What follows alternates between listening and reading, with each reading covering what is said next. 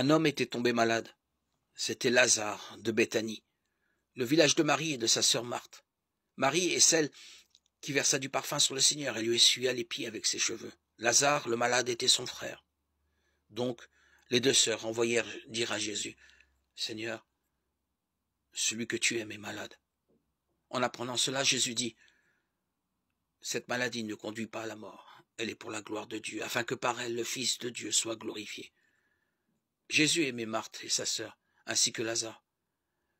Quand il apprit que celui-ci était malade, il demeura pourtant 2 jours à l'endroit où il se trouvait. Alors seulement il dit aux disciples, « Revenons en Judée. » Les disciples lui dirent, « Rabbi, tout récemment les Juifs cherchaient à te lapider, et tu retournes là-bas ?» Jésus répondit, « Ne fait-il pas jour pendant 12 heures?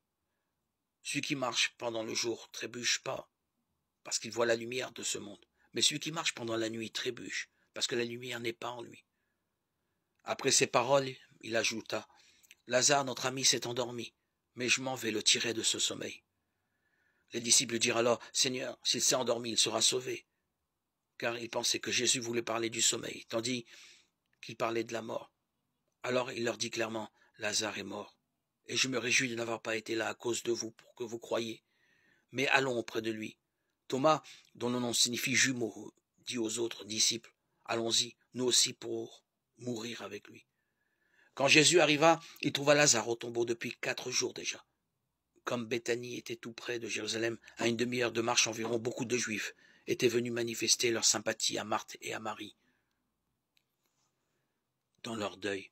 Lorsque Marthe apprit l'arrivée de Jésus, elle partit à sa rencontre, tandis que Marie restait à la maison. Marthe dit à Jésus, « Seigneur, si tu avais été là, mon frère ne serait pas mort. Mais je sais que, maintenant encore, Dieu t'accordera tout ce que tu lui demanderas. » Jésus lui dit, « Ton frère ressuscitera. » Marthe reprit, « Je sais qu'il ressuscitera au dernier jour, à la résurrection. » Jésus lui dit, « Moi je suis la résurrection et la vie. Celui qui croit en moi, même s'il meurt, vivra. Et tout homme qui vit et qui croit en moi ne mourra jamais. Crois-tu cela ?» Elle répondit, « Oui, Seigneur, tu es le Messie, je le crois, tu es le Fils de Dieu, celui qui vient dans le monde. » Ayant dit cela, elle s'en alla appeler sa sœur Marie et lui dit tout bas, « Le Maître est là, il t'appelle. » Marie, dès qu'elle l'entendit, se leva aussitôt et partit rejoindre Jésus. Il n'était pas encore entré dans le village, il se trouvait toujours à l'endroit où Marthe l'avait rencontré. Les Juifs qui étaient à la maison avec Marie, elle lui manifestaient leur sympathie. Quand ils la virent se lever et sortit si vite, la suivirent pensant qu'elle allait au tombeau pour y pleurer. Elle arriva à l'endroit où se trouvait Jésus. Dès qu'elle le vit, elle se jeta à ses pieds et lui dit, « Seigneur, si tu avais été là, mon frère ne serait pas mort. » Quand il vit qu'elle pleurait et que les Juifs venus avec elle pleuraient aussi, Jésus fut bouleversé d'une émotion profonde. Il demanda, « Où l'avez-vous déposé ?» Ils lui répondirent, « Viens voir, Seigneur. » Alors Jésus pleura. Les Juifs se dirent, « Voyez comme il l'aimait. » Mais certains d'entre eux disaient, « Lui qui a ouvert les yeux de l'aveugle, ne pouvait-il pas empêcher Lazare de mourir ?» Jésus, repris par l'émotion, arriva au tombeau. C'était une grotte fermée par une pierre. Jésus dit, « Enlevez la pierre. » Marthe, la sœur du mort, lui dit, « Mais Seigneur, il sent déjà. Voilà 4 jours qu'il est là. » Alors Jésus dit à Marthe, « Ne te l'ai-je pas dit? Si tu crois, tu verras la gloire de Dieu. » On enleva donc la pierre. Alors Jésus leva les yeux au ciel et dit, « Père, je te rends grâce parce que tu m'as exaucé. Je savais bien, moi, que tu m'exauces toujours.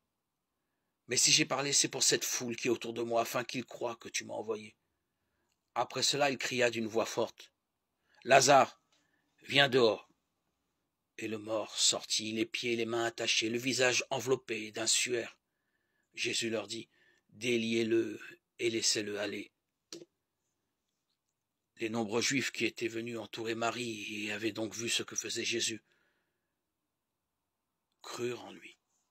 Mais quelques-uns allèrent trouver les pharisiens pour leur raconter ce qu'il avait fait. Les chefs des prêtres et les pharisiens convoquèrent donc le grand conseil. Ils disaient, « Qu'allons-nous faire? Cet homme accomplit un grand nombre de signes. Si nous continuons à le laisser agir, tout le monde va croire en lui et les Romains viendront détruire notre lieu saint et notre nation. » Alors l'un d'entre eux, Caïphe, qui était grand prêtre cette année-là, leur dit, « Vous n'y comprenez rien? Vous ne voyez pas quel est votre intérêt? Il vaut mieux qu'un seul homme meure pour le peuple et que l'ensemble de la nation ne périsse pas. Ce qu'il disait là ne venait pas de lui-même. Mais comme il était grand prêtre, cette année-là, il fut prophète en révélant que Jésus allait mourir pour la nation. Or, ce n'était pas seulement pour la nation, c'était afin de rassembler dans l'unité les enfants de Dieu dispersés. À partir de ce jour-là, le grand conseil fut décidé à le faire mourir. C'est pourquoi Jésus ne circulait plus ouvertement parmi les Juifs.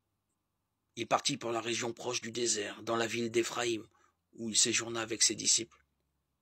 Or, la Pâque des Juifs approchait, et beaucoup montèrent de la campagne à Jérusalem pour se purifier avant la fête. Ils cherchaient Jésus dans le temple, ils se disaient entre eux, « Qu'en pensez-vous?